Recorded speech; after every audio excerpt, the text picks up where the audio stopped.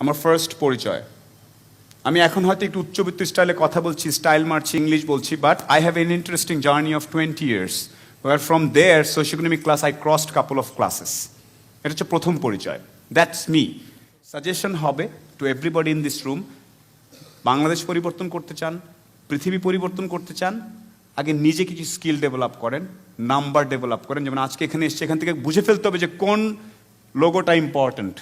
অর্ধেক বুঝবেন না, ওটা নিয়ে গুগল করে ফাটায় ফেলেন, বুঝলাম না কেন।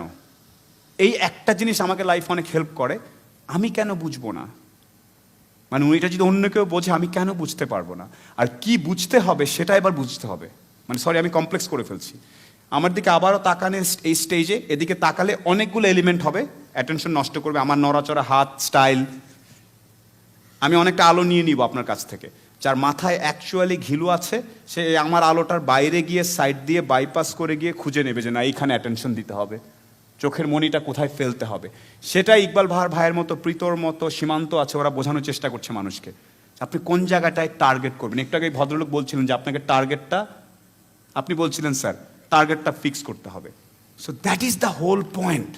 এখন আমরা অনেক এম্পাওয়ার্ড হয়ে গেছি ফেসবুক ইত্যাদির মাধ্যমে, আমরা খুব মনে করছি আমরা 4-5 ঘন্টা টাইম কাটাচ্ছি, বাট আমি ভুল জায়গায় টাইম কাটাচ্ছি। আমি মেমে পেজে, প্র্যাঙ্ক পেজে, ওখানে ওটার 10,000 লাইক হয়েছে, ওটার 5 লাখ ফলোয়ার হয়ে গেছে, আমরা খুব এক্সাইটমেন্ট হচ্ছি, নাটকে দেখছি, অর্ধেক টাইম কাশবনের মধ্যে ফোন দিয়ে লোকজন কেমন আসছো, তুমি আসছো।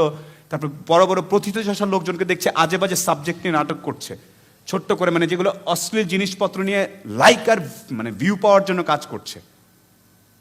এবং বলা যাবে না এরকম কিছু ঘটনা আমি দেখেছি, যেটা বাংলাদেশে দেখবে এটা ভাবিনি। এমন এমন মানুষকে আমরা স্টার বানাচ্ছি,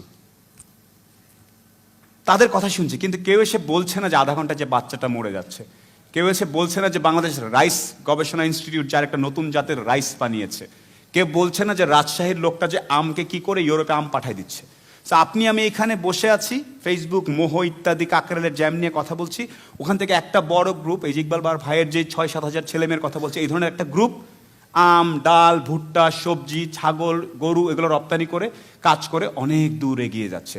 ওগুলো হচ্ছে আসল সেলিব্রিটিস, আমি না। These are actual people. পাট নিয়ে যে সোনালী আঁশ দিয়ে ইয়া বানিয়ে ফেলেছে আপনারা জানেন, পাট দিয়ে পলিপ্রোপাইলিন, যেটা পিই, পলিইথিলিন, পলিপিপি, পলিপ্রোপাইলিন দিয়ে প্লাস্টিক পাট মিলিয়ে প্যাকেজ বানিয়ে ফেলছে মোবারক সাহেব। তাকে কোথাও আপনারা দেখবেন না, তারে কেউ এগুলো খায় না পাবলিক, উনি তো অনেক বয়স্ক, কথা বলতে পারে না। তার তো বরং চলো ওই ছেলেটা অর্ধেকটা গান গেয়েছে, ওকে নিয়ে আমরা মাতামাতি করি। আপনাদের এই রুমের প্রত্যেকের প্রতি রিকোয়েস্ট, আসল জিনিস নিয়ে মাতামাতি করা শিখতে হবে। আসল কোনটা নিয়ে মাতামাতি করব। আসল জিনিস নিয়ে বন্ধুরা আপনাকে হাসবে, পাগল বলবে, একটু ব্যাককল বলবে, হ্যাঁ আমি ব্যাককল, আই এম ফাইন। আমার ব্যাককল থাকার কারণে যদি আরো আসল কজটাতে হেল্প হয়, সেইটা অনেক বেশি উপকারী। ঠিক আছে?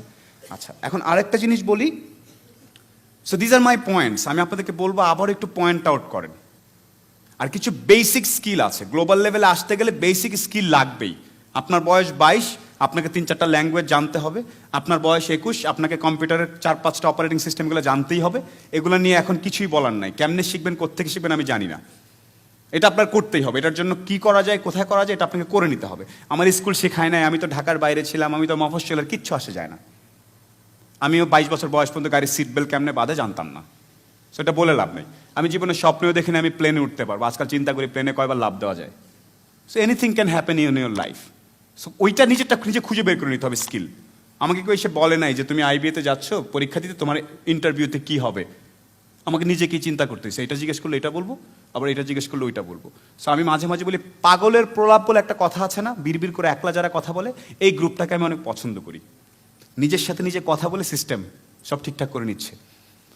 আরেকজন আসবে আগামী মাসে, তার সাথে কথা বলে নিজের স্কিল বাড়াবার টাইম নেই।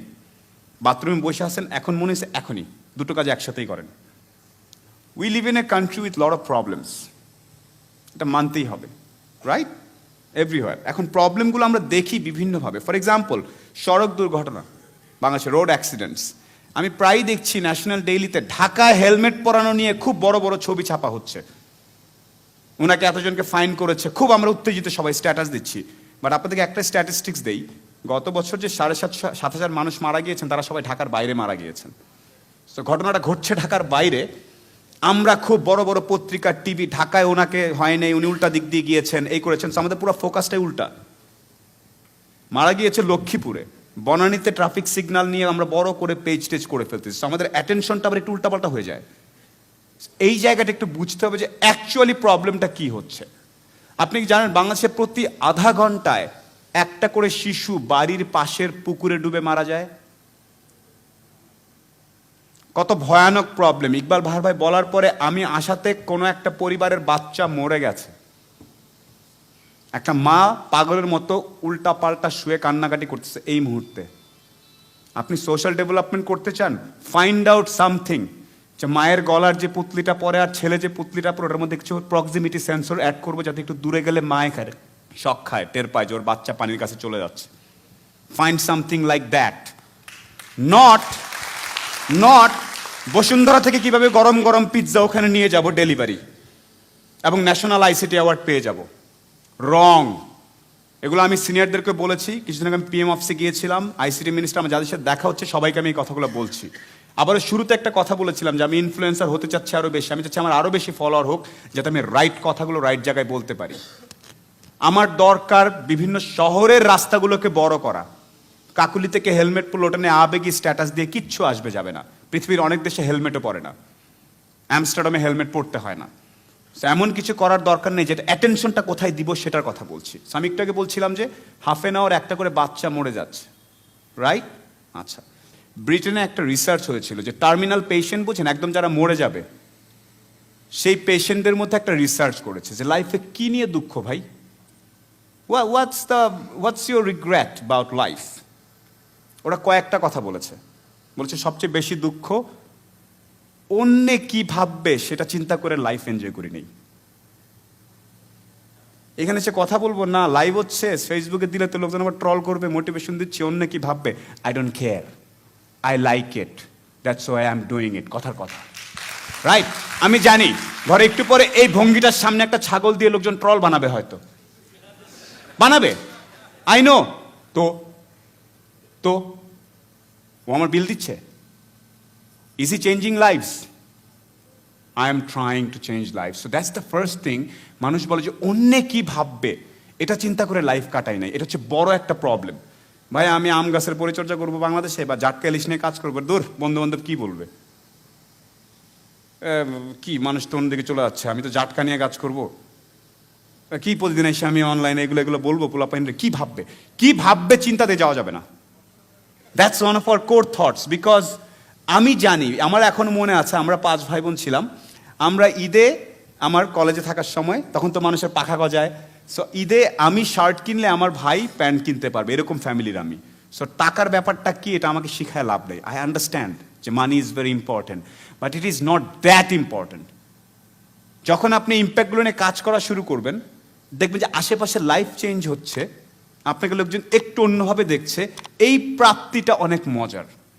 এইটা বাংলাদেশ থেকে সরে গেছে। আমরা সবাই ভাবতেছি আমি টিএক্স পাজরো থেকে নামলেই মনে হয় লাইফের সাকসেসফুল। একদম ভুয়া কথা। আপনি যদি রাঙ্গামাটি বা লক্ষ্মীপুরের একটা প্রাইমারি স্কুলে 30 বছর চাকরি করে বাচ্চাদেরকে মাথায় হাত বোলা ইংরেজি বাংলা শিখায় খুশি থাকেন, you are damn successful then any CIP, anybody.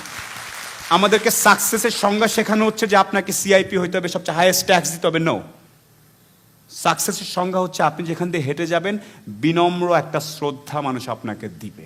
That's enough in your life. প্রথম শিক্ষা আমার, কখনো অতীত ভুলে যাওয়া যাবে না। 100% স্টেজে ওইটা বলতে হবে, আমার বাবা এই ছিলেন, আমি এটা ছিলাম। ইকবাল সাহেব একটু আগে বলেছেন, ওনাকে আমি ব্যক্তিগতভাবে ফলো করি, আসলেই ব্যক্তিগতভাবে ফলো করি ওনার কাজকর্ম, আই রিয়েলি অ্যাপ্রিসিয়েট। সেটা হচ্ছে প্রথম পরিচয় এবং প্রথম শিক্ষা। আমার দ্বিতীয় পরিচয় হচ্ছে যে আমি এক্স মিলিটারি গাই, আমি দেশের সেবা করেছি, চেষ্টা করেছি অনেকদিন সমুদ্রে থেকে কাজকর্ম করার জন্য। I graduated from naval academy. So that is quite an interesting thing আমার জন্য ছিল, যেটা আমাকে অনেক কনফিডেন্ট হতে সাহায্য করেছে। Military training is an interesting training. So এটা শিক্ষাটা কি, আপনাকে কোনো না কোনো ইনস্টিটিউশনের মাধ্যমে শিক্ষিত হলে ভালো হয়। এটাতে একটা অ্যালামনাই তৈরি হয়। আপনি যদি ইভেন বিএম কলেজেরও হন অথবা তিতুমির কলেজেরও হন, ওই জায়গায় যে অ্যালামনাইটা, ওই যে গোত্রটা একসাথে, এই গ্রুপটা আপনাকে হেল্প করে তাদের জন্য। সো আমার সেই মিলিটারি ব্যাকগ্রাউন্ড আমার অনেক হেল্প করেছিল। পরবর্তীতে বিজনেস অ্যাডমিনিস্ট্রেশন পড়েছি আমি ঢাকাতে, আইবিএতে, এবং তারপর বিভিন্ন কর্পোরেশনে কাজ করছি। আমি শুরুর অনেকটা সময় সিগারেট বিক্রি করতাম, কর্পোরেট চাকরি, সেটা ব্রিটিশ আমেরিকান টোবাকো। তারপর সিম বিক্রি করতাম ফোনের, বাংলা লিঙ্কে। তারপর ইন্টারনেট বিক্রি করতাম আমরা নেটওয়ার্কসে। আর এখন আমি নগদ নামে একটা সেমাই গভর্নমেন্ট ডিজিটাল ফাইন্যান্সিয়াল সার্ভিস আছে, সেটা পোস্ট অফিস এবং আমরা মিলে করছি। সেটার মধ্যে বেসিক্যালি